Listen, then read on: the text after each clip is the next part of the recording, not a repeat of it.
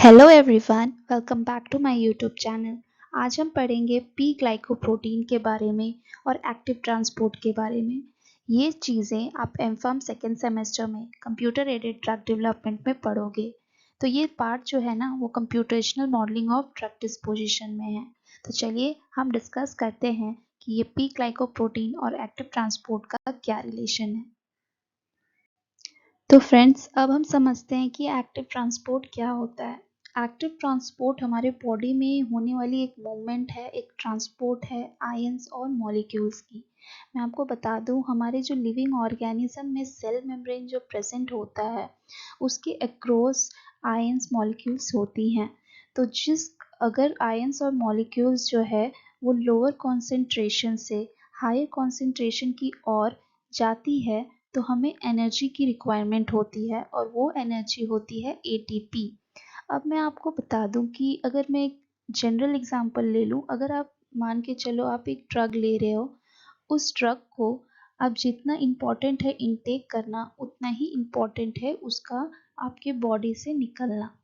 तो बॉडी से निकलने के लिए ये जो ट्रांसपोर्ट ये मूवमेंट है उसे हम एक्टिव ट्रांसपोर्ट कहते हैं। तो यहाँ पे आप देख सकते हो कि किस तरीके से लोअर से हायर कंसंट्रेशन की ओर जा रहा है, एटीपी एनर्जी रिक्वायरमेंट हो रही है निकलने के लिए। तो इस तरीके का ये एक्टिव ट्रांसपोर्ट प्रोसेस जो है वो होता है। और आज के जो वीडियो में हम जो बात करेंगे वो है पी ग्लाइकोप्रोटीन के बारे में, जो कि एक्टिव ट्रांसपोर्ट का एक पार्ट है। तो स्टूडेंट्स, अब हम समझते हैं कि पी ग्लाइकोप्रोटीन क्या है। पी ग्लाइकोप्रोटीन में मतलब शॉर्ट फॉर्म में जो पी होता है, पी जो होता है पहला वो होता है परमिएबिलिटी, और जीपी मतलब ग्लाइकोप्रोटीन। ठीक है, तो इसको हम ना एटीपी डिपेंडेंट इफ्लक्स ट्रांसपोर्टर के नाम से भी जानते हैं। ठीक है, और ये जो होती है ना ये इफेक्ट करती है ड्रग एब्जॉर्प्शन में, जो कि बहुत ही रेनल या हेपेटिक एक्सक्रीशन को इन्हेंस करती है।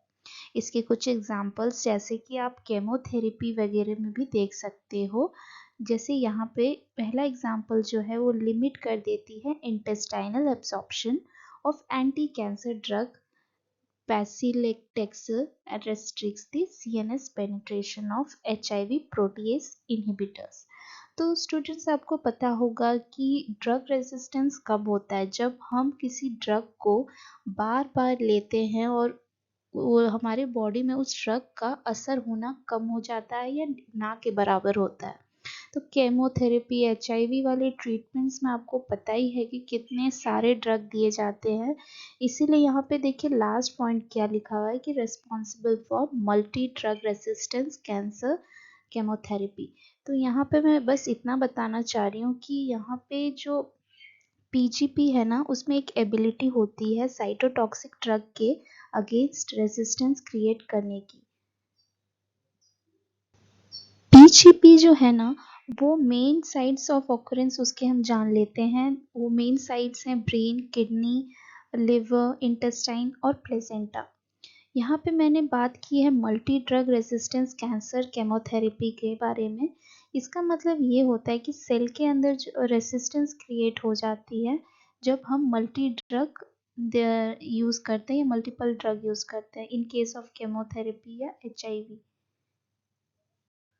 तो स्टूडेंट्स, ओवरऑल जो पीजीपी है ना वो एक प्रोटीन है जो कि brain, liver, placenta, intestine, kidney जैसे जगहों पर पाए जाते हैं, ऑकर होते हैं। और वो क्या करते हैं, वो रेजिस्ट करते हैं किसी भी ड्रग को रेजिस्ट करते हैं सेल में, और ड्रग को सेल के अंदर से बाहर निकालते हैं। ठीक है, ये एक जनरल सिंपल लैंग्वेज में मैं बोलूँ तो कोई भी जो ड्रग है सेल्स के अंदर से बाहर निकालने का काम ये पीजीपी करती है। अब मैं आपको और एक पॉइंट शेयर कर देती हूँ जो कि एकिन्स और उनके कलीग्स ने हमें बताई और डेवलप की। एकिन्स जो है वो एक साइंटिस्ट थे और उनके जो कलीग्स थे उन्होंने एक जनरेट किया 5 कंप्यूटेशनल फार्माकोफोर। फार्माकोफोर मॉडल्स क्या होते हैं? फार्माकोफोर मॉडल्स अगर लेमैन लैंग्वेज में समझे तो एक तरीके का सॉफ्टवेयर डेवलप किया उन्होंने, जहाँ पे वो मॉलिक्यूल्स के इंटरेक्शंस देखते थे रिसेप्टर्स से। ऐसे आप जनरल एग्जांपल ले सकते हो, लेकिन अगर प्रॉपर वे में बोलूँ तो इन फार्माकोफोर मॉडल्स में हम कुछ फीचर्स देखते थे, steric electronic features, to ensure optimal super molecular interactions. ठीक है, सुपर मॉलिकुलर इंटरेक्शंस को हम देखते थे। तो यहाँ पे हम वही इसमें प्रिडिक्ट करते थे कि पीजीपी कुछ इन विट्रो डाटा को लेके एक डाइवर्स सेट ऑफ इन्वर्टर्स हमने यहाँ पे फाइंड आउट किया है उन्होंने, मतलब एकिन्स और उनके कलीग्स ने, और उन्होंने 5 कंप्यूटेशनल फार्माकोफोर मॉडल्स ऐसे रेडी किए थे। तो ये चीज़ आपको याद रखनी है, ठीक है। तो यहाँ पे मैंने कुछ एग्जांपल्स 3 यहाँ पे मेंशन किए हैं, ड्रग और इनहिबिटर्स क्या हो सकते हैं सेल से। तो आप इन्हें एज अ थ्योरी में लिख सकते हो ताकि आपके अच्छे मार्क्स और आ सके। तो स्टूडेंट्स यहाँ हम और एक पॉइंट डिस्कस कर रहे हैं। देखिए यहाँ पे क्या लिखा है, by comparing and merging all PGP pharmacophore model.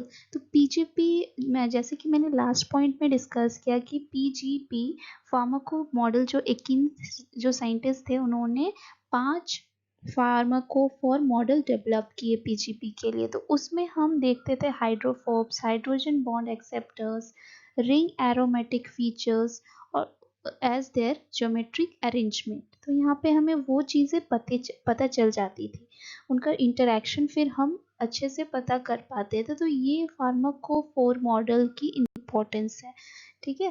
तब हम नेक्स्ट पॉइंट डिस्कस कर लेते हैं। तो स्टूडेंट ये लास्ट पॉइंट है पीजीपी के लिए।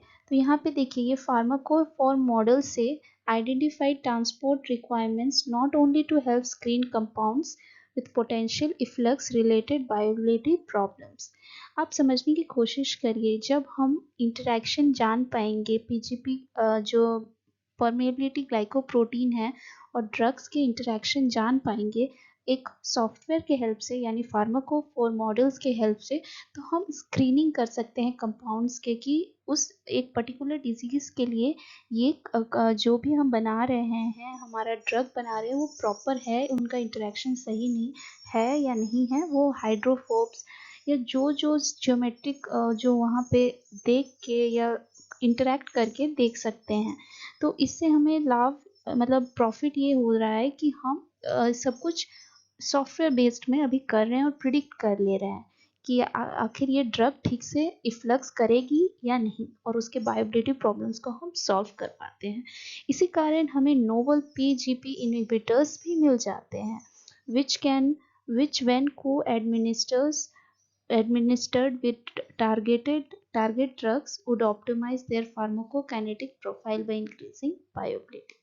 In the end I would say that कि मेन फंडा जो है बायोबिलिटी को इंक्रीज या डिक्रीज या फार्माकोकाइनेटिक प्रोफाइल को ऑप्टिमाइज करने की होती है। तो आई होप आज की वीडियो आपको पसंद आई हो, समझ आई हो। आपका कुछ भी डाउट है तो आप मुझे कमेंट करके पूछ सकते हैं।